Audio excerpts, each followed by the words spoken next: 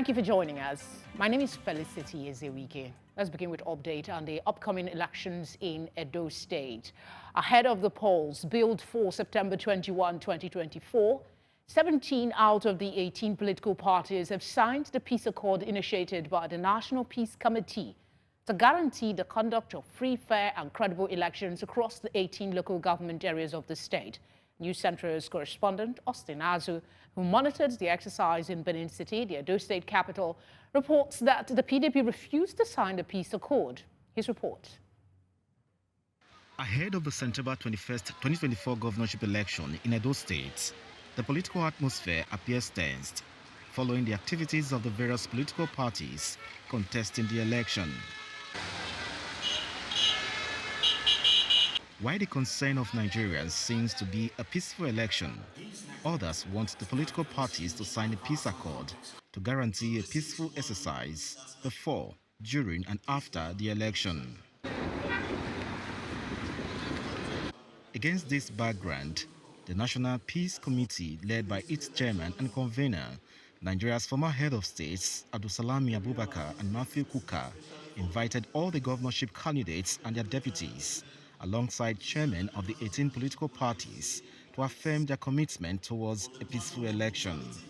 The signing of this peace accord signifies your readiness to place the interests of the people which you want to serve above individual or party ambition. While the political parties took turn to append their signatures to the document to affirm a peaceful election, the chairman of the PDP in the state refused to sign. We came to the inevitable conclusion: signing the peace treaty is like signing a death warrant, and we have refused to sign it. And we expect them to do the needful by releasing all our people that have been arrested in their jail for the past 2 weeks.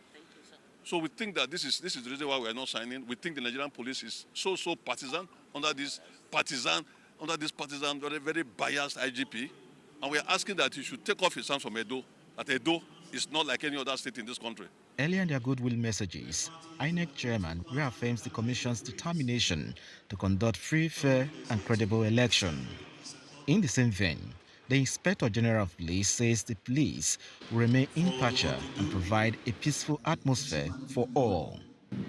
I want to assure political parties and candidates that we will continue to play our part according to the law and best practice as articulated in the clauses of the National Peace Accord.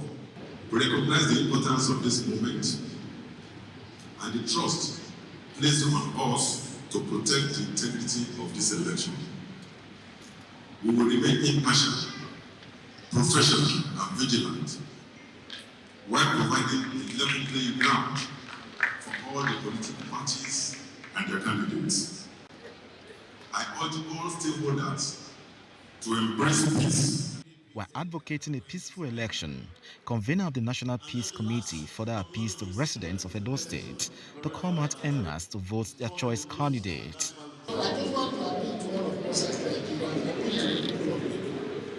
For these politicians, ordinary people, please don't mind them. They are worried outside, it's not always worried. They will find a way of settling their problem. The ordinary people, please go out and cast your vote. There are already problems. We are already having difficulties. So if you struggle and find some little fuel and cast your vote, go and cast your vote and people go back crying. It remains to be seen how the boycott of the peace accord signing ceremony by the ruling party in Edo State plays out as the September 21st election date draws nearer. In Benin, for News Central, I'm Austin Azu. Still on politics, the National Transition Committee of the Labour Party has endorsed the Nenadi Usman-led caretaker committee, which was inaugurated in Umuahia, Abia State. Addressing a press conference in Nigeria's capital, Abuja, Secretary of the Labour Party's Board of Trustees, while speaking on behalf of the National Transition Committee, says that the Nenadi Usman-led committee was established in accordance with the Labour Party's constitution and the Electoral Act. News Center's Joshua Imarayi has details in this report. members of the leadership of the National Transition Committee of the Labour Party. The committee, during this press conference in Abuja, dismissed claims of the party being divided, saying that Julius Aburi's executive tenure has ended and he no longer has any legal capacity to remain as the party's national chairman. See, the truth is that Aburi was never elected party chairman. He was there to complete the tenure of our late chairman. So when people make reference to tenure, it looks as if he was elected as a party chairman. He was never elected. He was there to complete somebody's tenure. Now that is number one. They say the Julius Aburi Executive Committee has served the party despite their tenure being plagued by irregularities and allegations of corruption, a visible setback for the party. The NEC, organized by the governor of Abia State, is the most welcome intervention needed to save the Labour Party at this time from the illegalities and corruptions of the Abure hostile capture. We believe that this intervention is in line with the expression of the democratic will of the millions of Nigerians who are members of the Labour Party and its supporters, and who do not want the party to die at the hands of political contractors. The committee also stated that it is strategically positioned and ready for the upcoming Edo governorship poll. In terms of all the indicators, that are coming out, from the campaign, we are far ahead of all the parties that are running in the gubernatorial election in Edo State. And our chances are the brightest. We are very, very optimistic of winning the election. All we are interested is to make sure that it is free, fair, and credible. They called on Julius Aburi and other factions in the party to come out and contest for leadership positions through legal means if they are interested in serving the party. In Abuja for News Central, I am Joshua Imarai. More updates, this time on the Maiduguri floods. In response to the increasing number of displaced individuals from the Maiduguri flood disaster, the federal government has announced the opening of an additional camp to accommodate the growing needs of victims. Sirajo Abdullah, the Northeast Zonal Coordinator for the National Emergency Management Agency, stated that the new facility aims to provide immediate relief and shelter to those affected. Umaru Kirawa has more.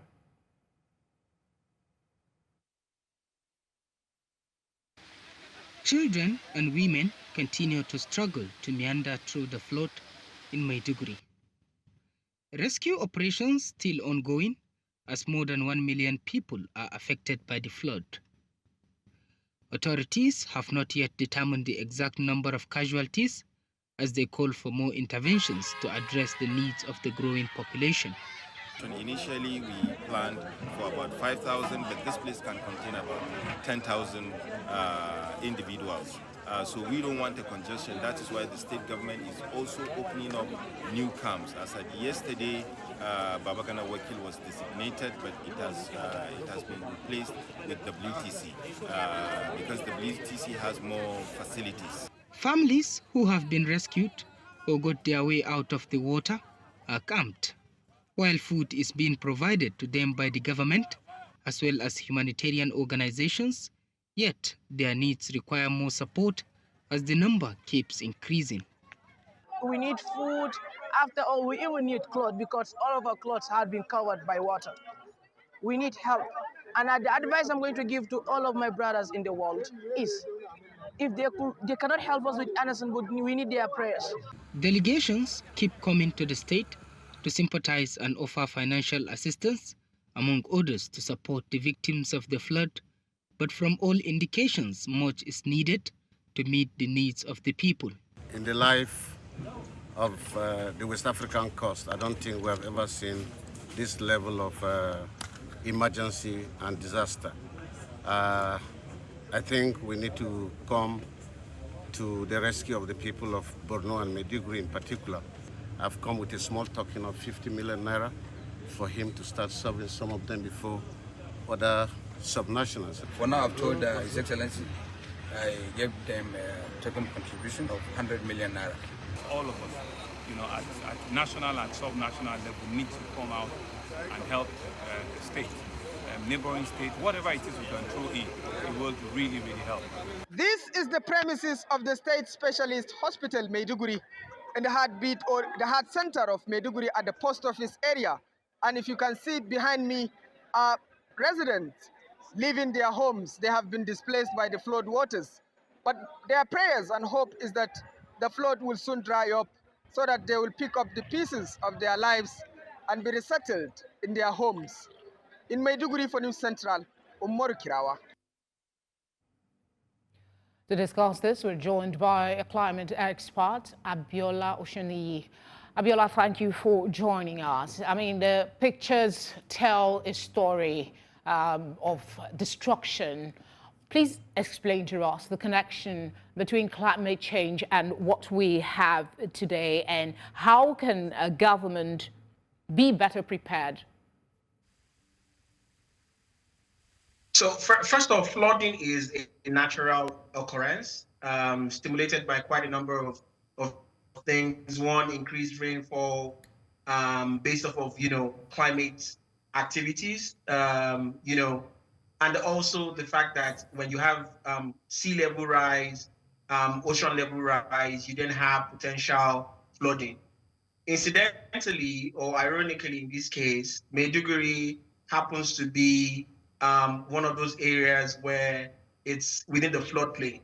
Now, here, when you speak to climate in this context, there are quite a number of convergence of things that, creates the effect of what we see with Maiduguri. One is, of course, there was an opening of the dam, and Maiduguri being on the floodplain, automatically water from the dam actually went into the Maiduguri township. But more importantly, is what we now see in terms of the urban sprawl that has increased within the Maiduguri axis because of, this is very connected to the Boko Haram effect, where there's been quite a number of people that have moved into places that are safer zones, and what you could call uncontrolled development has happened. So fundamentally, what you have is increased populations that is unplanned. What you call urban slums would have developed across the place, and that's the reason why it seems that Maiduguri, in terms of population, is significantly hit by this. But more importantly is the fact that every time we've kind of had this kind of incident, one at certain times. So in 2015 we had something that hit because the Cameroonian dam was opened, and then it hit us as a country. Please, let me interject here, because I was actually waiting for you to land so I can ask you that question about the opening of the dam. Could you walk us through what could possibly have happened? Couldn't they have predicted that there would be a flooding? Is there a better way that could have been handled?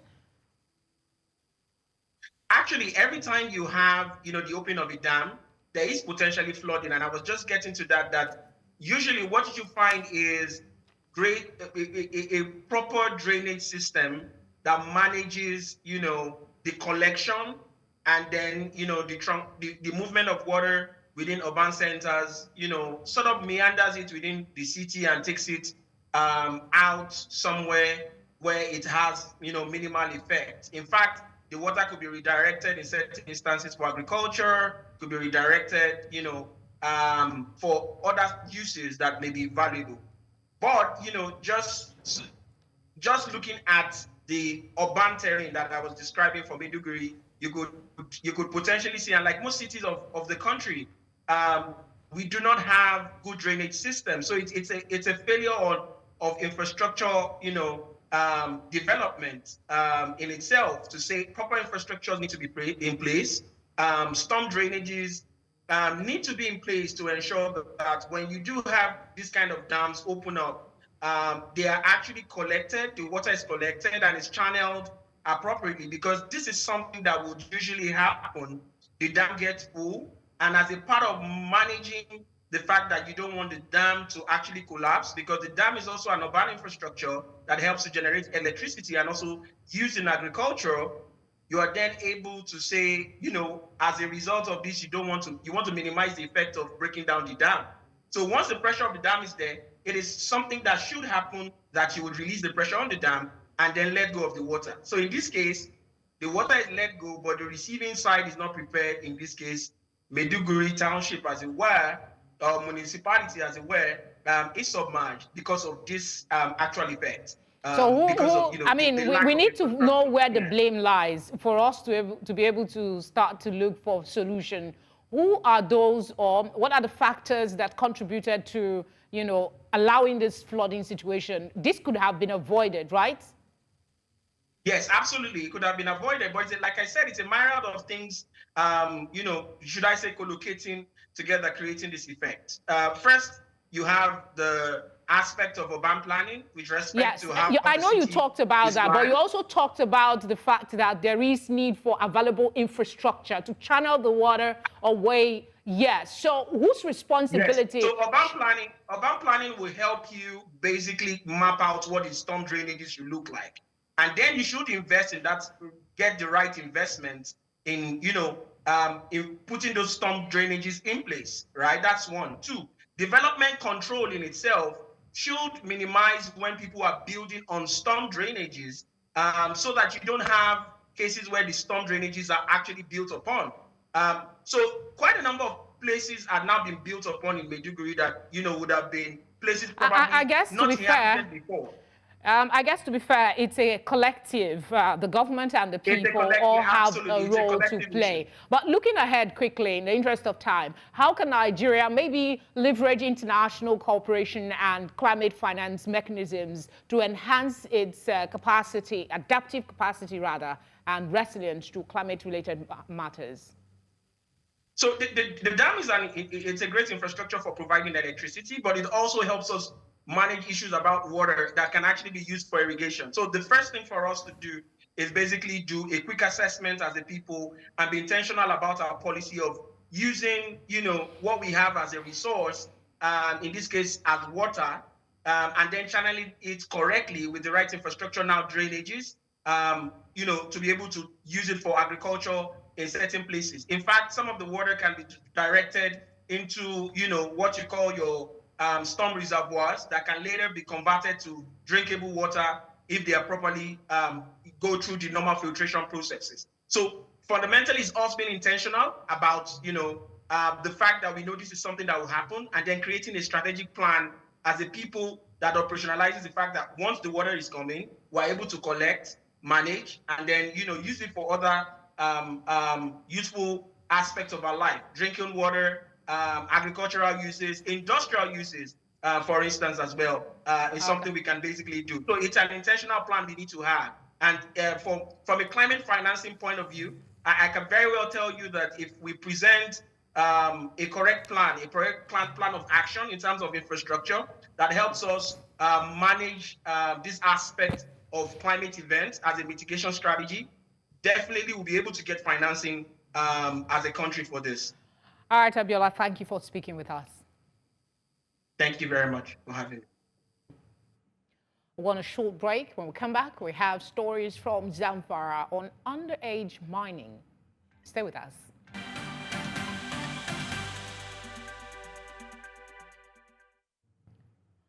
Youths and underage children in Zamfara State have continued to engage in illegal gold mining activities in the state despite a ban on illegal mining. This has been confirmed by our correspondent, Emmanuel Bagudu, who visited one of such sites. Them who spoke to him blamed the current unemployment and economic hardship in the country for the resort to illegal artisanal gold mining. His report now. It's 8 a.m. in Maru local government area of Zamfara State, and citizens, both young and old, are converging to begin the day's business, the search for gold, alluvial gold. Many of the miners comprising of youths and underage children, a sight that has become all too common. Gold mining, though banned in Zamfara State, has over the years become a controversial topic, one that can be blamed for the insecurity in the state, with related links to terrorism and banditry in the region. From the waterways to the forest, everyone is involved in the search for gold. The journey to the mining site was tension-filled and could only be accomplished on motorbikes, as just anybody could be a target for the daredevil bandits seeking to control vast areas rich in gold. After hours of maneuvers by the bike riders conversant with the terrain, our team finally located one of the sites. Activities was ongoing as normal at the Chola Gold mining site despite a ban on mining activities.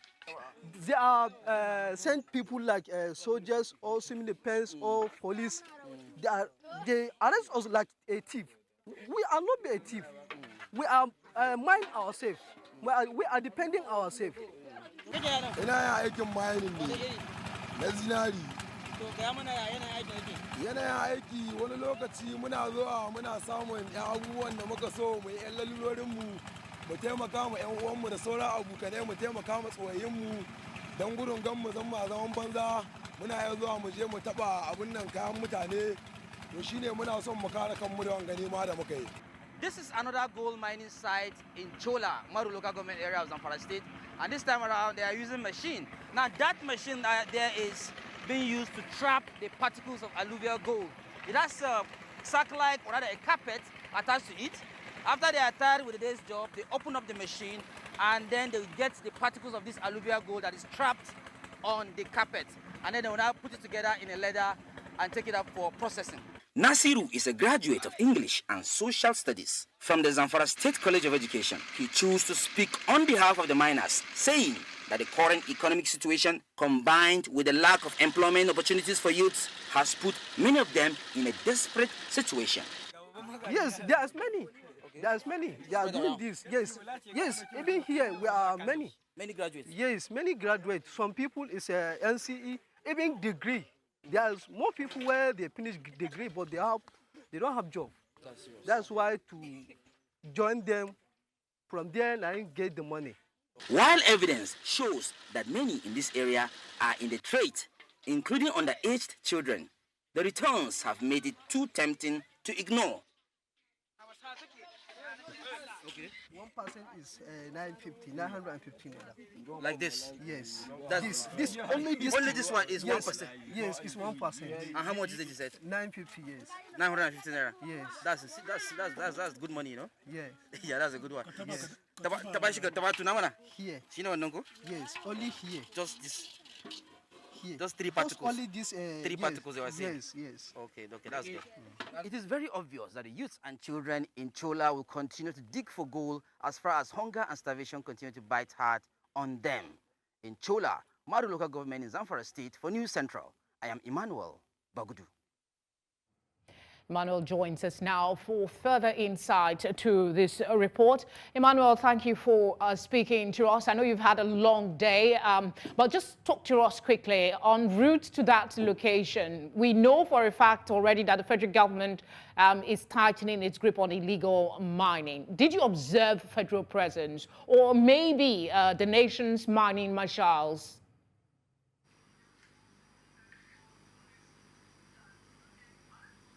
Yes. Of course, whatever you see that out there is pure illegal artisanal mining. That is a trend in the entire Zamfara, Anka, and of course Maru and Bukuim local government. Of course, and that is actually what is actually fueling insecurity in that particular region. So it is a trend. Of course, you saw all those pictures of underage children. Everyone is looking for fast money, which is actually a crime in Nigerian society, according to the Minister of Solid Minerals, Mr. Dele Aleke.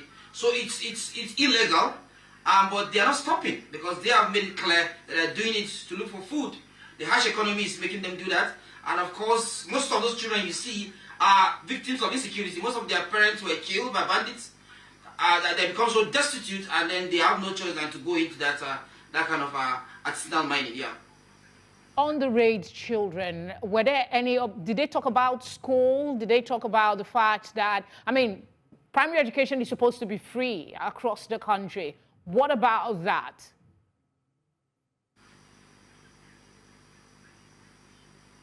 Yes. Most of them are out of school.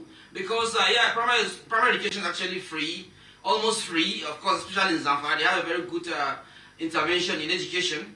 But what is out there is the impoverishment and of course the hunger that is rewriting boldly on the faces of these children, and for the fact that they are all destitute. So it's not all about, they can't even stay in school, because when you heard what they are saying, that while staying in school they can make a lot of money from mining gold. Why should they go to school? You know, there was a boy that was being pointed that once made at least 30,000 naira in a day. So it's so funny. So they need some kind of reorientation. So that's where the confusion is coming from here. Yeah, considering how concerned and the attacks that we know that happens in Zamfara State, did you, in your movement around, notice the presence of security officials providing protection to the people?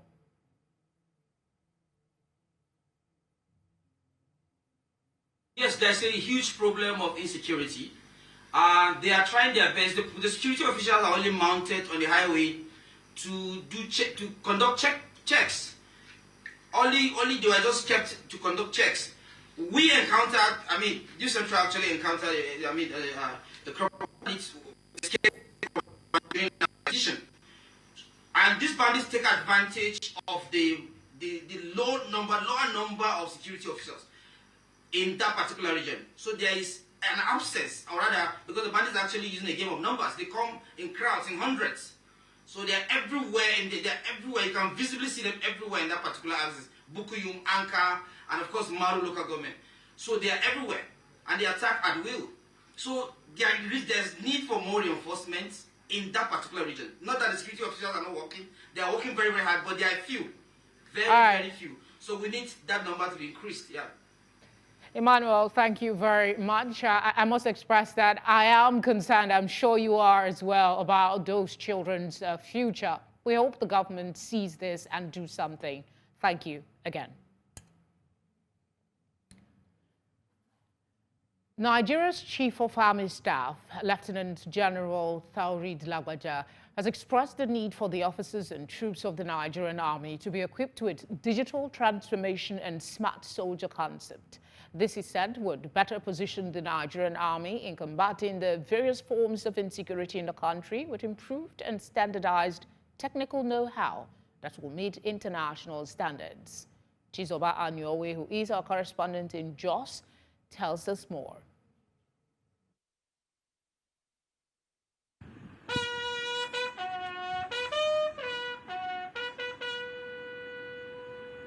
Drawn from the Nigerian Army headquarters, Operation Safe Haven, and 3 Division of the Nigerian Army in Jos, these officers and troops are here to add knowledge in technological advancements and improvements in their job delivery.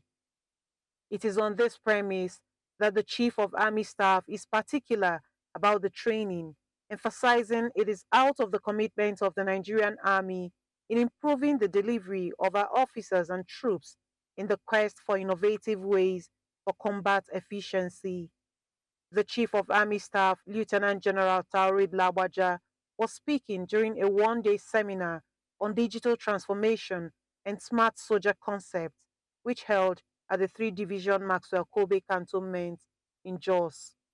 This seminar is therefore in line with the current drive of the Nigerian Army to leverage advanced technologies to modernize military operations, improve our decision-making process, and ensure adaptability towards tackling evolving multidimensional security challenges. Noting the need for efficiency in combating insurgency and other forms of criminality in the country, the Nigerian Army Chief of Transformation and Innovation believes that the essence of the training cannot be overemphasized.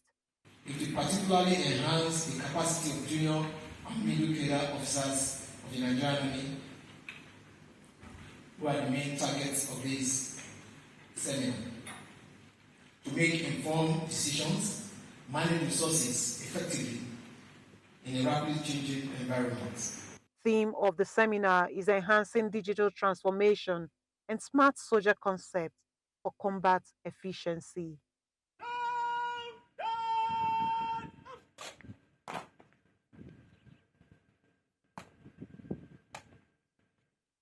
In Jos for New Central, Chizoba Anyonwe.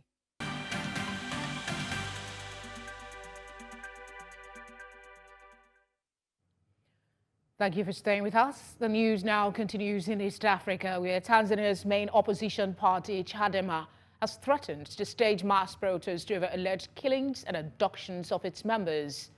The party announced late Wednesday that it would march in the streets of Dar es Salaam on September 23 unless authorities investigate recent disappearances and return their missing members, whether alive or dead. The threat comes amid concerns that Tanzania's democratic progress is under threat despite initial hopes for greater freedom under President Samia Hassan. Since taking office in 2021, she has eased restrictions on opposition and media compared to her authoritarian predecessor, John Magufuli. However, recent crackdowns, including last month's mass detention of Chadema members at a rally, have raised alarm among rights groups.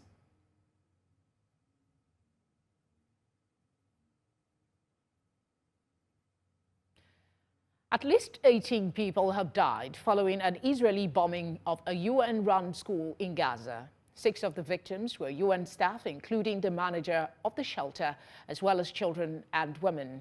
The agency says the death toll is the highest for its staff in a single incident since the war began on October 7th.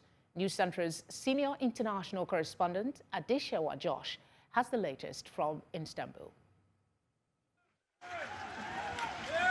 The aftermath of Israeli shelling of the UN-run Al-Jarouni school in Gaza. A makeshift shelter in the Nuseirat refugee camp for 12,000 Palestinians fleeing the war. Witnesses say 18 people, mostly women and children, were blown to pieces in the assault. شردونا جوعونا يتمونا أطفالنا أولادنا والله يا رب توأم صغار أنا ومرت أخوي عمها طارت من فوق إيش ذنبهم إيش إحنا ارتكبنا لكل هذا حسبي الله ونعم الوكيل. كتب له عمر الجزاء قلنا حالنا كنا نازلين في الأرض لا عاملين حاجة ولا شيء احنا كنا في أمان الله يعني نايمين نادر مركز جوا الضربة الرابعة على المركز أو الخامسة والله يطلع لنا فيها صاروخ بعد الحاجة اللي تنزلوها على مركز جوا هذا أكبر جريمة. It's the 5th time Al-Jarouni is being bombed by the Israeli army since the war began 11 months ago. But this time, 6 UN staff were also killed, an unprecedented casualty number in a single attack, according to UN officials, bringing the number of UN workers that have died so far in the war to at least 220. The Israeli military confirmed in a statement that it had indeed conducted a precise strike on a Hamas command and control center within the Al-Jarouni compound. It left out details of the outcome of the attack, but said numerous steps were taken to minimize the risk to civilians.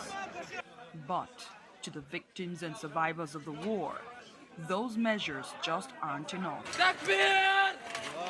In Istanbul, Turkey, for News Central, Adeshewa Josh.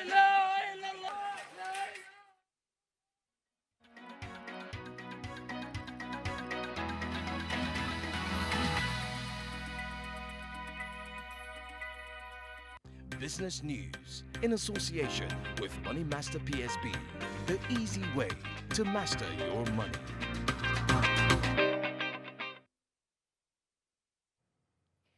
The Nigerian National Petroleum Corporation, NNPC, has requested a permanent presence at the Dangote refinery as part of their ongoing crude supply deal.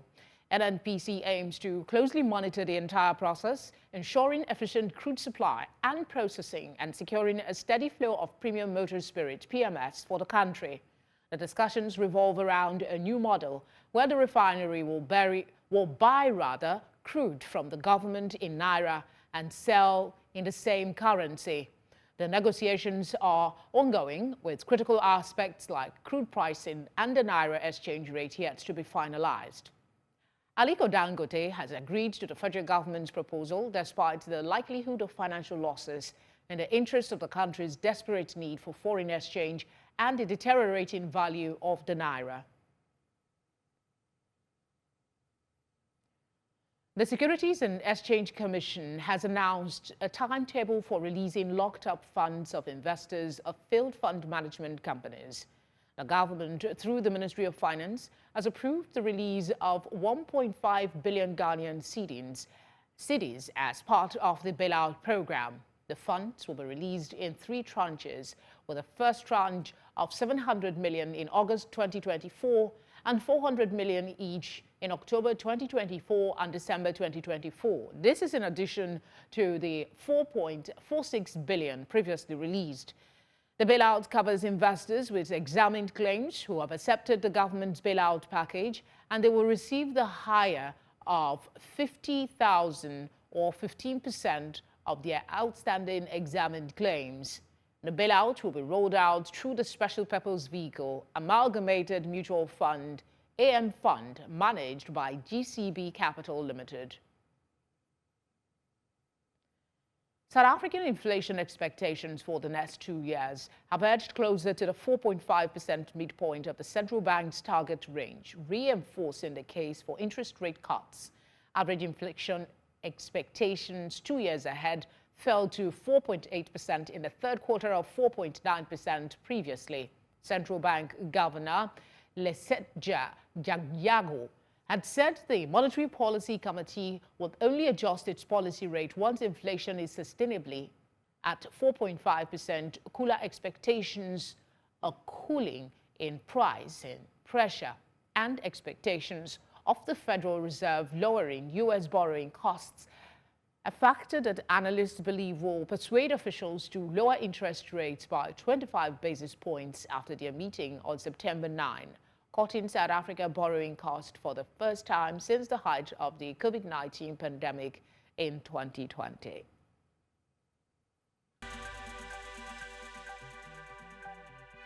Sports Update, brought to you by Corn Oil. Corn Oil, we go the extra mile. In the world of sport, the Minister of Sports Development, John Eno, has warned that any attempts at age cheating in the National Youth Games will not be tolerated, reiterating that the Games was intended for athletes of 15 years and below.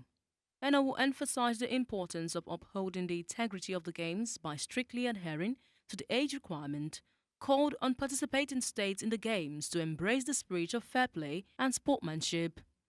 The minister officially declared the National Youth Games open on Thursday at the Stephen Keshi Stadium in Asaba, the capital of Delta State.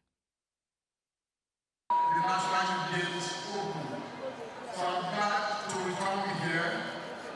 This program, the National Youth Games, is devoted to talent hunting and talent nurturing. The Bauchi State Ministry of Youth and Sport Development has dropped 45 athletes from its initial 212 members contingent of the state for the ongoing National Youth Games taking place in Asaba Delta State. The overseeing director of the State Sport Council, Ahmed Kau Aliyu, disclosed this while addressing the second batch of the state contingent in Bauchi. Ahmed said the decision followed a directive conveyed to him by the acting permanent secretary of the ministry, Nasiru Usman. According to Aliyu, the decision has affected athletes and individual events, coaches, association secretaries, and some other officials of the Sport Council. Confederation of African Football President Patrice Motsepe has been conferred with the Commander of the National Order, the highest honor awarded to an individual by the government of Côte d'Ivoire. The prestigious award recognizes Motsepe's significant contributions to African football, particularly his leadership in the Confederation of African Football and his instrumental role in advancing the African Cup of Nations. The award ceremony took place in Abidjan, and Motsepe says the award belongs to all 54 CAF member associations.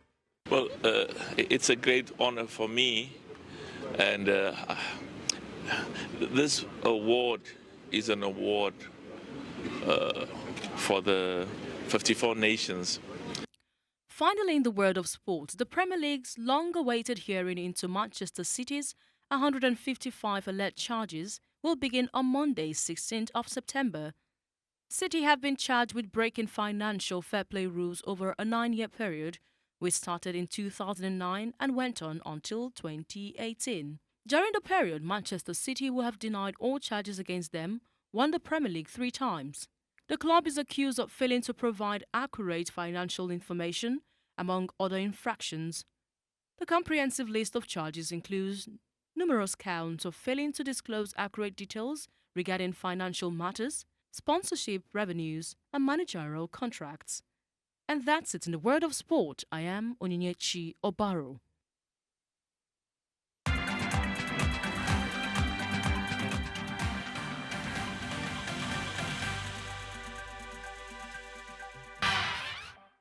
Entertainment news in association with Glow Unlimited. Tonight on Entertainment News. Today, 1 year ago, Nigerian singer Ireoluwa Aloba, popularly known as Mohbad, died. Mohbad was a remarkable artist whose life was cut short under circumstances that are still not clear after a year of investigation.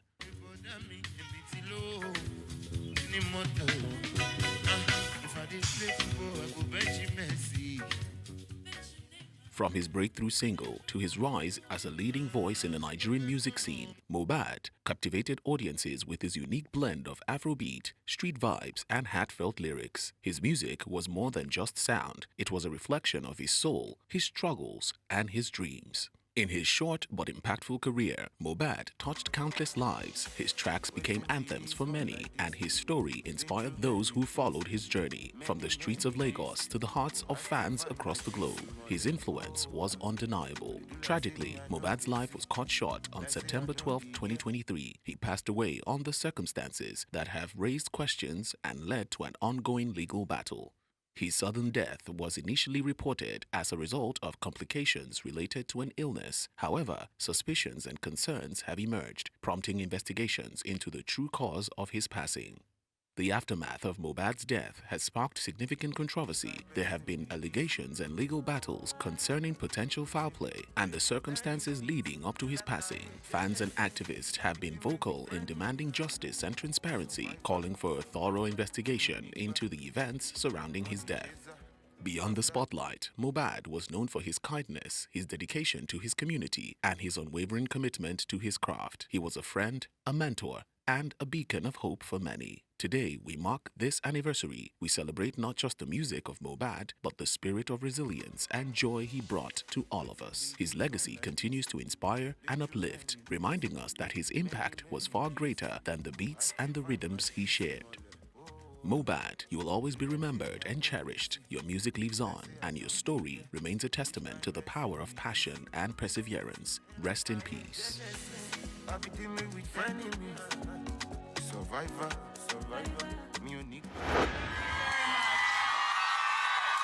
Swift in the building.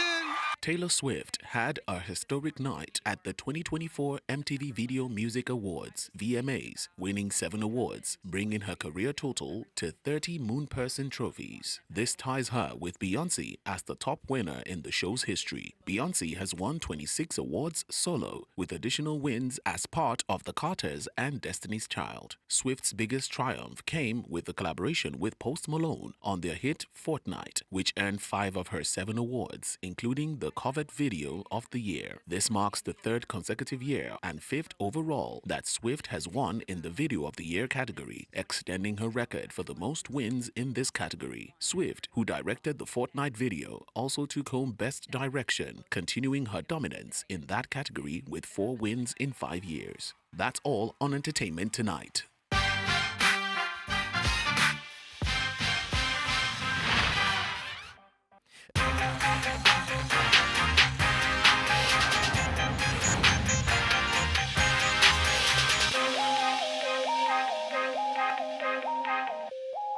Moving away from entertainment, let's take a look at what's trending as the hashtag Edo Elections take center stage, regarding the fact that it's 2 weeks away from the elections and a lot of activities have been going on in the state. Citizens of the state are complaining about unlawful arrest of some members of a political party, the buying of votes, and a cry for a free and fair election. A lot of Nigerians took to social media to express their concerns. Let's take a look at some tweets.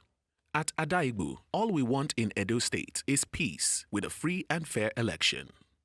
At Ada Obowo 1, all the people of Edo State want is peace to vote freely and fairly. Isn't this the democracy we all preach about? Allow people to vote who they want.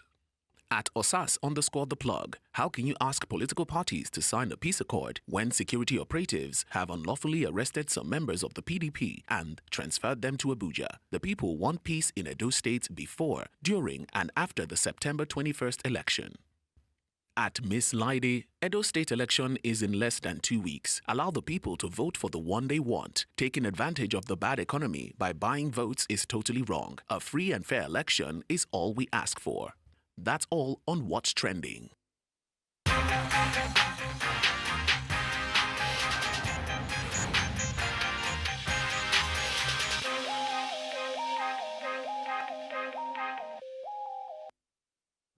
And that's all we have for you tonight.